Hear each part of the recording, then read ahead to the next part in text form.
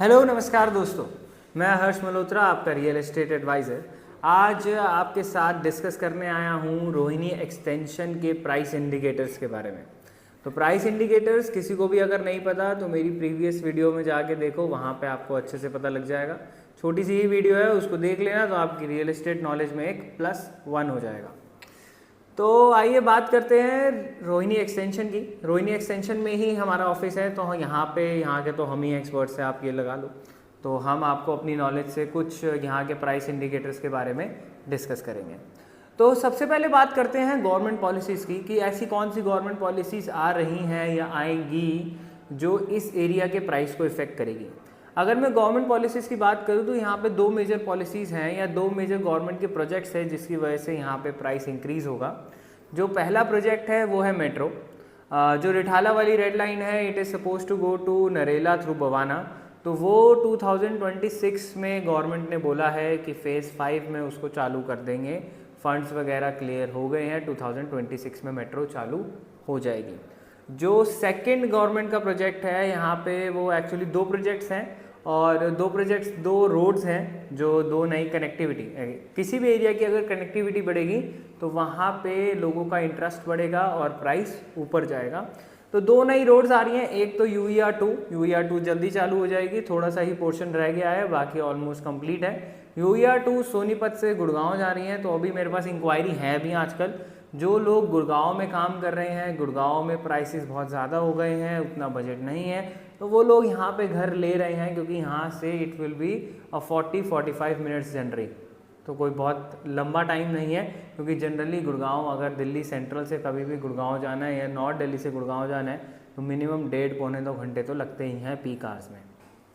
तो वही वो 45 मिनट्स हो जाएगा, तो it will be a relief for many peoples. अगर हम सेकंड इंडिकेटर की बात करें तो सेकंड इंडिकेटर आता है हमारा बिल्डर लॉबी। जो बिल्डर लॉबी है रोहिणी एक्सटेंशन में एंटर कर गई है। अभी सिर्फ एक छोटा सा ही एरिया है जहाँ पे builders are active, and that is sector 29B block specifically. ऐसा नहीं है कि सेक्टर 29 में हमारे 3 ब्लॉक है, A, B और D, तीनों में एक्टिव नहीं है, सिर्फ और सिर्फ B ब्लॉक में एक्टिव है। तो अगर आप रेजिडेंशियल पर्पज़ के लिए इन्वेस्टमेंट ढूंढ रहे हैं कि आज नहीं 2 साल बाद रह लेंगे, तो B block is a golden opportunity for you, क्योंकि आज जो प्लॉट के प्राइस पे आप ले लोगे वो 2 साल बाद आपको नहीं मिलेगा, वो 101% वो इंक्रीज्ड ही मिलेगा। तो उस टाइम पे जब आप 2 साल बाद बनाना चालू करोगे, it will be a good relief for you कि मैंने 2 साल पहले सही डिसीजन ले लिया था। तो sector 29B block I am repeating myself, builder lobby enter यहाँ पे कर चुकी है। The third factor was investors.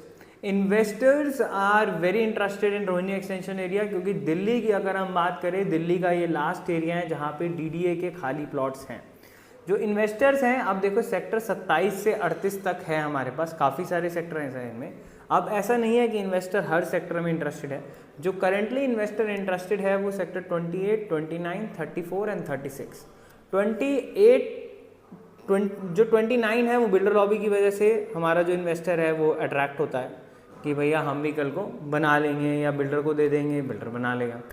जो 28 है वो 29 के ठीक पास लगता है, प्राइसेस थोड़े से कम है, इसलिए 28 में इन्वेस्टर इंटरेस्टेड है।